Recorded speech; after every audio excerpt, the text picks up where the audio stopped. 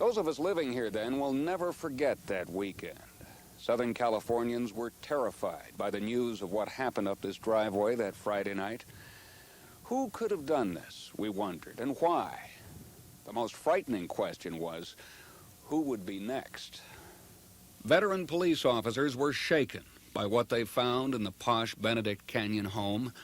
The bodies had been shot, stabbed, bludgeoned, and savagely mutilated. 26-year-old actress Sharon Tate was 8.5 months pregnant.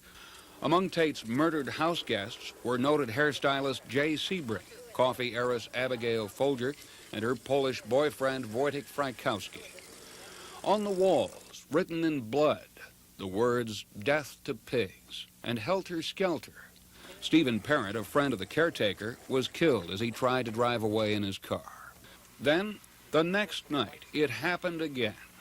Lino LaBianca, the owner of a supermarket chain, and his wife Rosemary were brutally murdered in their home in the Los Feliz area.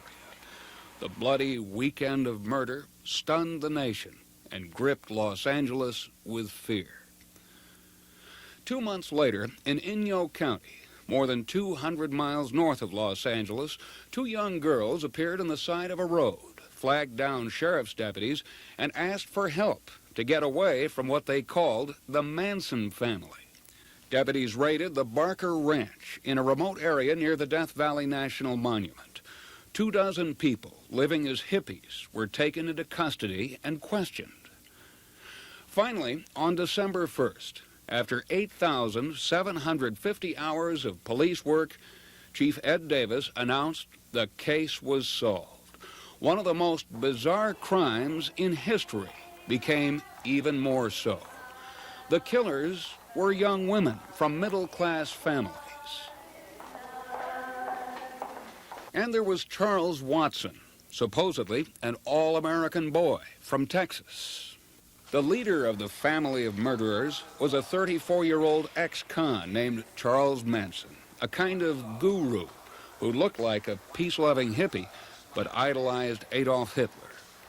The motive for the murders he ordered to touch off a black-white race war, as he called it, Helter Skelter, after which Manson's family could take over the world. Does Charlie command? Charlie does not command anybody to do anything. He never has. Are you guilty of plotting any murders? I killed a chicken once. Any human beings? No. You're absolutely innocent of any conspiracy to commit murder or telling anyone to commit murder or planning it? I'll plead guilty to the Indians. Stephen Kay was one of the prosecutors in the 9-month trial. Over the last 20 years, he has appeared at 38 parole hearings for the 5 Manson family members. They tried once to attempt to destroy our society. They should never again have another chance. Maybe I should have killed 400 or 500 people, then I would have felt better. Then when I felt like I really offered society something. You know, if I wanted to kill somebody, I'd take this book and beat you to death with it, and I wouldn't feel a thing. It'd be just like walking to the drugstore.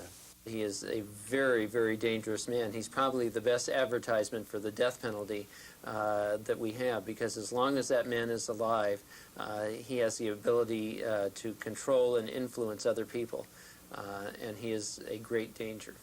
Are you mad? Do you feel like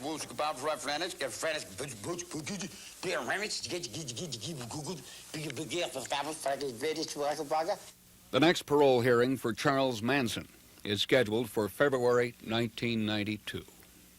John Marshall, Channel 4 News.